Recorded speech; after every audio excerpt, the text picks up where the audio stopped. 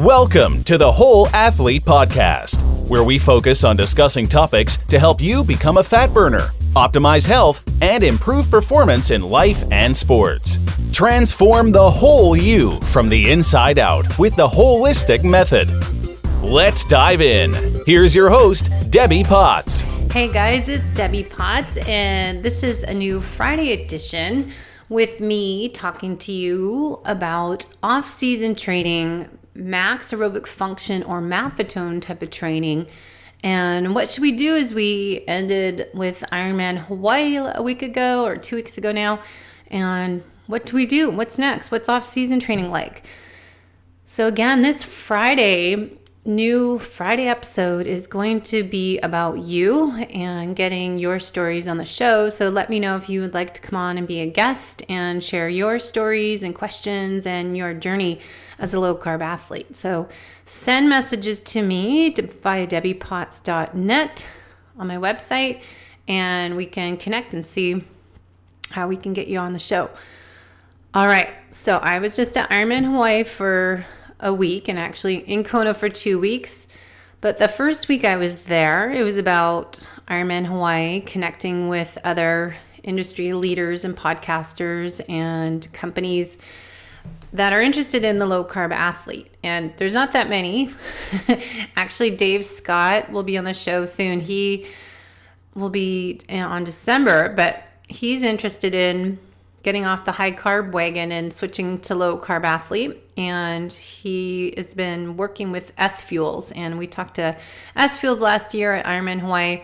And Dan Plews, who is one Ironman Hawaii age group winner last year, and works with Paul Larson, the Prof and Plews website. You can learn lots about HIIT science with those two guys and the low carb athlete. And all this information we've been sharing over the years, going back to the beginning of my show with Fit, Fat, Fast and John Smith in 2011, I've been talking about metabolic efficiency for a long time and kind of gone away from it a little bit and we'll come back to it. And I started functional metabolic efficiency testing back in 2005, many years ago, as I realize it's suddenly 2020 around the corner. So about 15 years ago, wow, that's a long time ago, I was doing metabolic efficiency training. I personally was doing Ironman starting in 2001, and my last Ironman Hawaii is my last Ironman distance race in 2012. And during that time, as I shared in my book, Life is Not a Race on Amazon, I was a high carb person in the beginning and then figured it out on my own after throwing up many times and trying to understand how to use fat on my body for fuel led me down this own path. What I'm passionate about, sharing my knowledge with you and continuing my education in the fat adapted process and metabolic efficiency. And a lot of that was doing low carb years ago. And I was doing fasting and the fat coffee when Bulletproof started their coffee. When was that? So more into like 2009, Bob Zebahor did a USA Triathlon coaching certification I took. He spoke and was kind of opened my eyes of why do we take all these gels and drinks with sugar in them? Because we're endurance athletes. Even if you're not endurance and you're doing CrossFit or Spartan racing, you don't need to carb load and use all those carbohydrates or eat all those carbohydrates because you have enough already stored in your body. And we need to learn how to train to burn fat. And that's what we are going to be talking about a lot more now that we've got people finally listening to this message. I started talking about in 2005 doing the New Leaf metabolic testing cart. And back then it was about exercise, where I was able to find where is your best heart rate that you're burning the most fat and how we can train you to expand that range, move that metabolic crossover point, and improve your metabolic flexibility. And it was so fun. And then the company got bought out by Lifetime Fitness. So if you remember at Lifetime Fitness, you can do New Leaf testing because they took it all away from the rest of the world. But that is a great place. Or someone with a Parvo cart. I wish to buy one, but they're like $20,000 to buy. So if you can find someone to do metabolic testing, that's great. I know they have it, of course, in Boulder, Colorado area with Bob Siebelhor, and I know some other companies are doing the testing. So that's a great place to start off season. Where are you now? We want to meet your body where it's at right now and get a whole snapshot, a picture of what's going on when you exercise with your ability to burn fat and where you start burning carbs. Because I guarantee you that you're probably training too high of heart rate to work on your metabolic efficiency where you're burning the most fat. Now, from my observations in Kona for a week, my 2 weeks there, but there's really all the athletes were there. The first week, people were training in that black hole. Now, I will talk to Paul Larson on a follow-up webinar with him in another month or so. But it's interesting watching all these athletes a week up before an Ironman that they're doing just such high intensity work and more of that tempo zone. So I think, you should do MAF training or you should do interval training. Why we stay up, say, for example, I train 130 to 140 max and stay around there when I'm running, biking, swimming. I don't have a heart rate monitor. When I am doing a harder workout and try to work on tempo or speed work, my goal is to get my heart rate to like 155, 160. And maybe I have to be going all out and have like people yelling at me to get to 170. But that's where I'll get to. I won't sustain that for a long time. I'll get up there, stay there maybe a minute, and then walk and recover until my heart rate's back down to 130. So I will do interval training the days I'm not doing MAF training. So I'll do a hard workout followed by 2 easy days. Now, going back to Ironman Hawaii, if you were racing in an Ironman the week up to there, when I worked with Mark Allen on his elite team for years, what we would always do, and what I'd have my clients do, is rest days would be, say, a Saturday race. We would do a little swim, bike, run, kind of shakeout session with some pickups on the day before.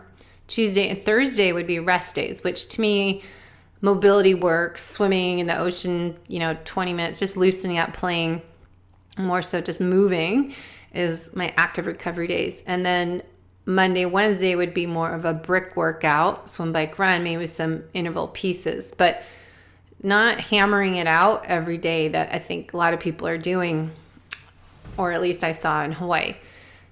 So now that you've finished your main races, what you can probably have a takeaway from reading my book, Life is Not a Race. What you should do now is rest and repair and recover, recalibrate.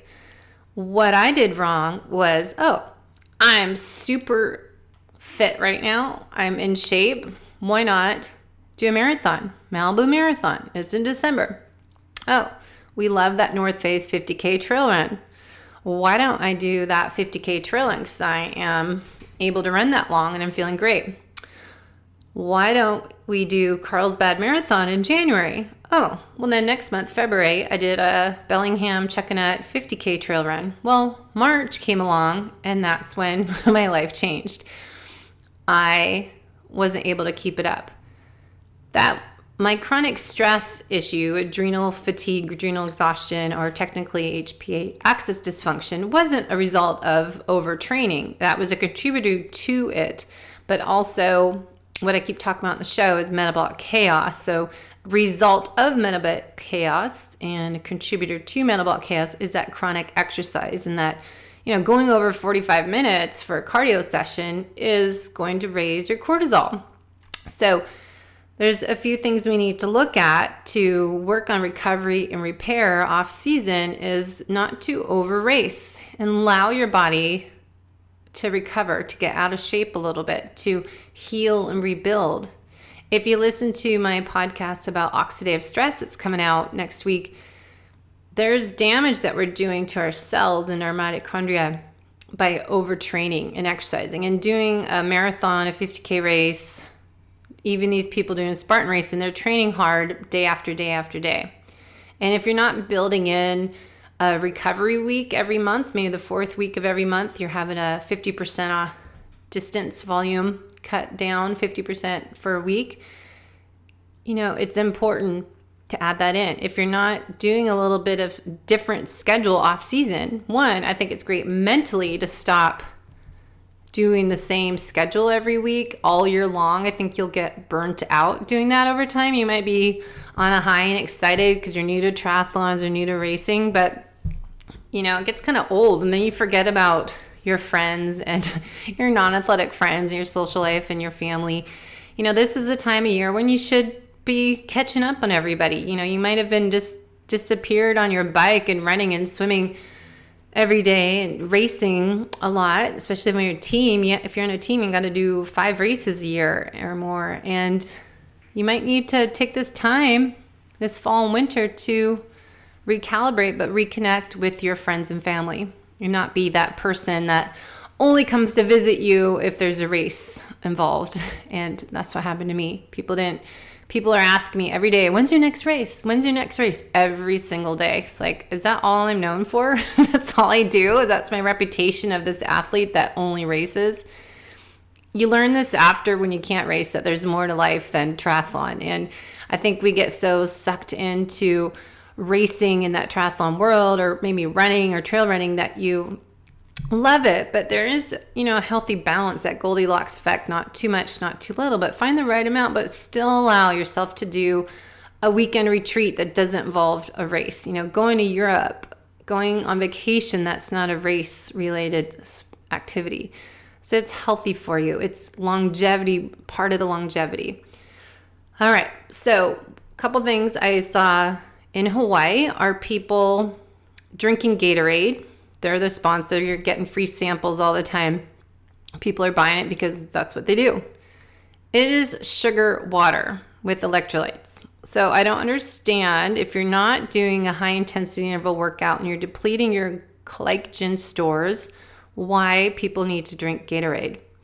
You can just go get a bottle of water, filtered, non-tap water, and add some real salt or electrolyte drops or Himalayan sea salt, Hawaiian sea salt. It is easy to do and a lot cheaper, unless you got the Gatorade free. But remember, you don't need to have sugar water. You don't need that sugar. It's just part of the carb world, the high carb, low fat plan, which increases stress on your cells. Your cells get sticky, you get the ages, you get the speeding up the aging process by having sugar in your diet. Excess sugar with chronic exercise is not good for you. So if you want to become a low carb athlete and become fat adapted, we want to get rid of this dependency on sugar. As I talk about my online coaching program, it's what we eat, when we eat it, and how you eat it. Parasympathetic activity, not a sympathetic activity. Chew your food. But what you do for your exercise is really important. So sugar water, Gatorade, is not necessary. Having gel blocks after you swim makes no sense to me. Having a goo on an easy bike ride makes no sense to me. You are not burning carbohydrates if you're fat adapted, or if you want to be. You have to get rid of that habit and that dependence, like, oh, I need some carbs. Your body has muscle stored glycogen and liver glycogen.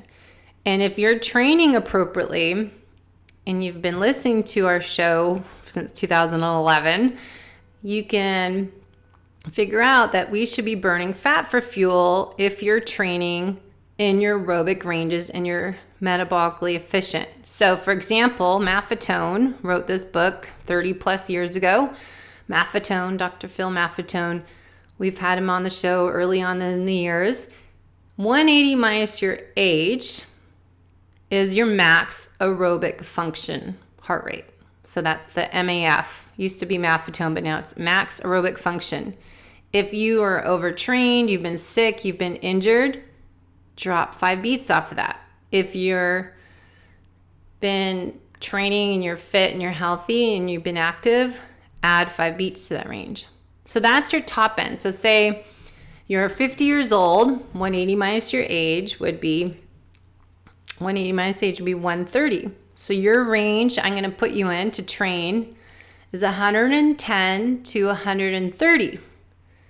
Now, you'll feel like that is nothing if you've never done this before. You'll feel like, oh my gosh, I have to walk. Well, so be it. It is off season. You're not training for anything, hopefully right now, but what you're training for is become a low carb, fat adapted athlete and increase your aerobic engine and work on your base. Your foundation needs to be built up. This is the best time of year to do it. Do it now.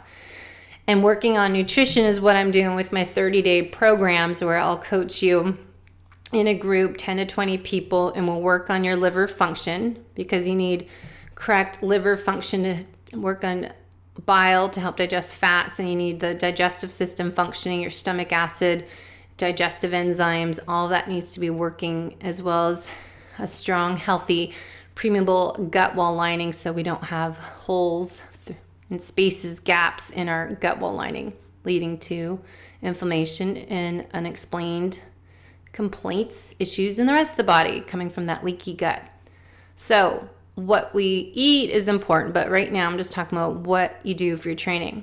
So MAF training, or MAF heart rate, is 180 minus your age. Just say you're running and biking, you're going to keep your heart rate 110 to 130. You're going to do that for a few months.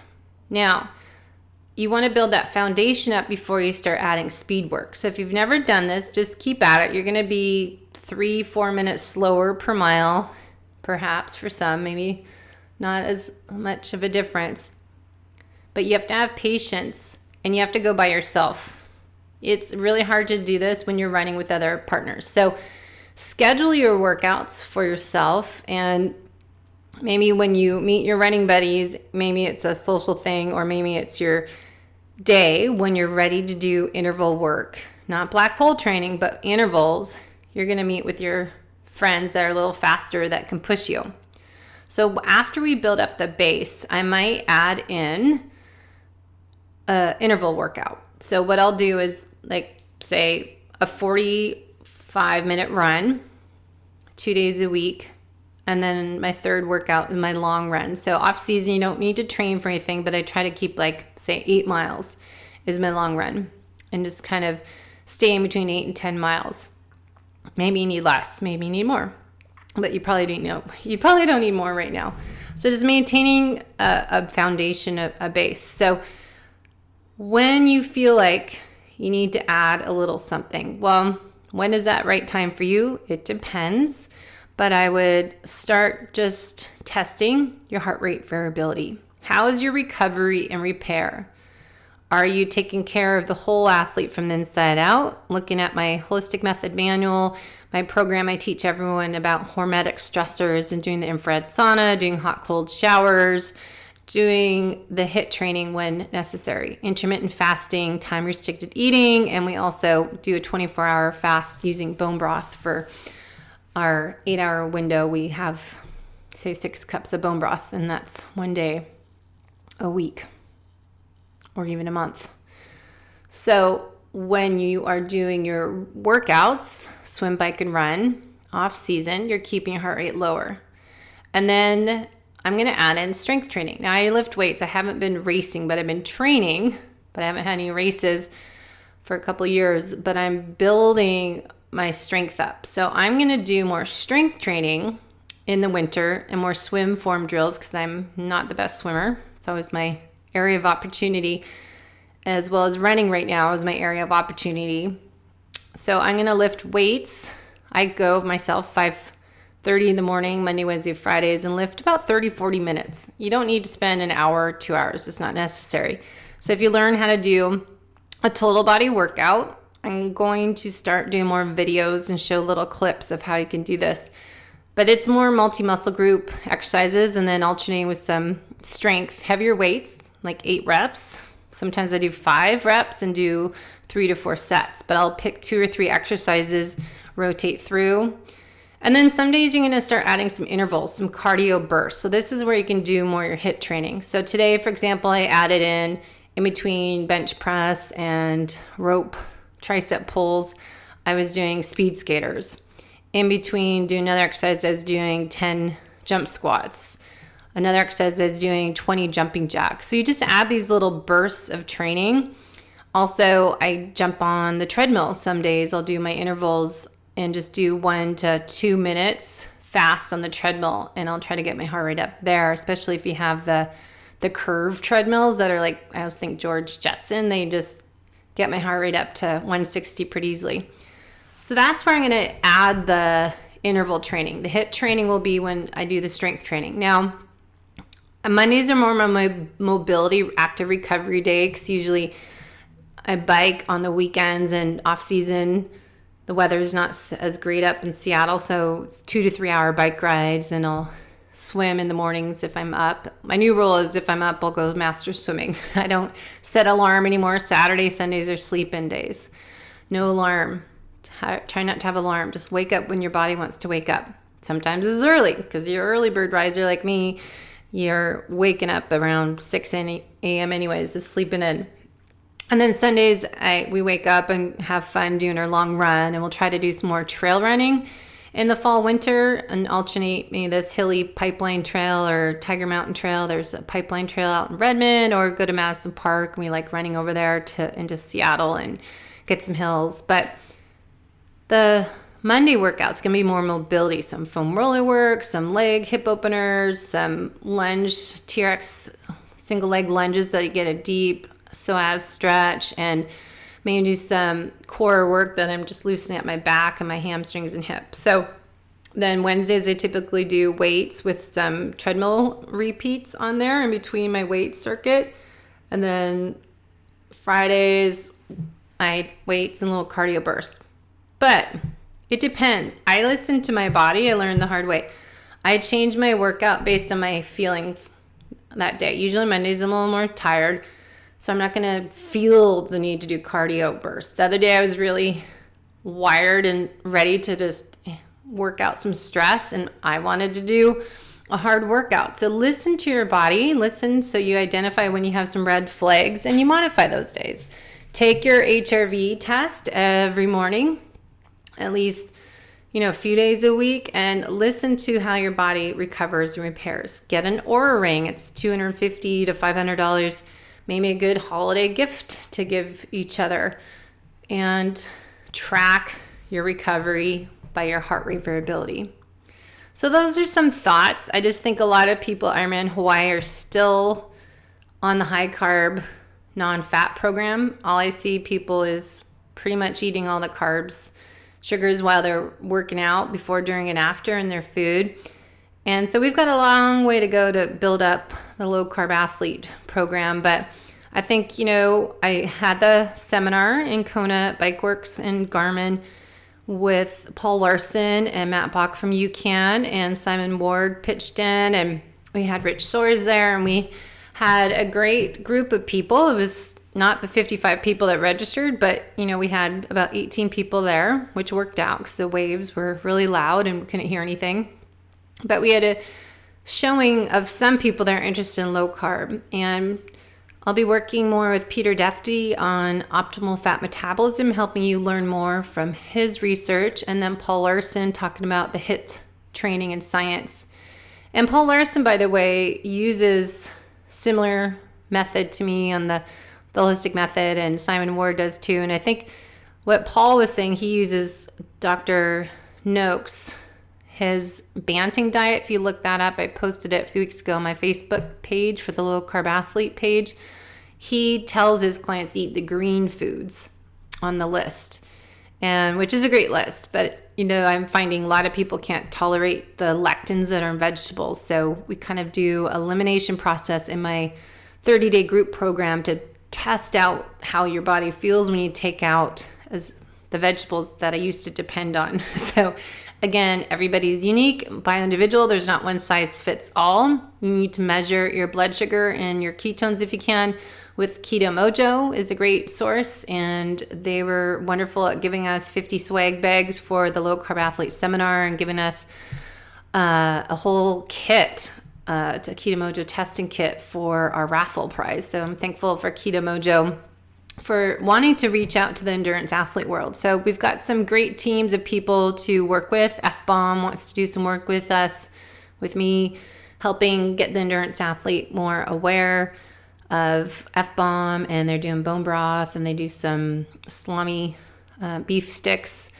You know, Zach Bitter's podcast came out the other week, and he is a kind of the motivator for F-bombs to be created. So, you know, it's for the endurance athlete.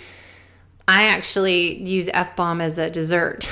I keep them in the freezer, and they're really good to have frozen or in the refrigerator, because I find they're hard to get everything out of the packet when it's room temperature. So I prefer having F-bomb during the day or dessert after dinner if you want a F-bomb, fat bomb treat with F-bomb.